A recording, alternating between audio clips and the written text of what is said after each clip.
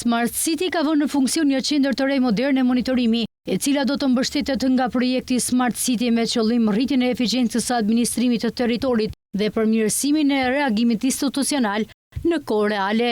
Sistemi i ri do të operojë përmes një rrjeti kamerash inteligjente dhe teknologjie me inteligjencë artificiale të aftë për të identifikuar në mënyrë automatike shkelje të ndryshme në rrugë, si te i kalimi i shpejtësisë, shkeljet e sinjalistikës apo dhe ngjarje të tjera, të cilat kërkojnë ndërhyrje nga strukturat përkatëse. Qendra do të shërbejë si pikë koordinimi nga të gjitha thirrjet e urgjencës, përfshirë ato që lidhen me trafikun, emergjencat mjekësore apo dhe civile.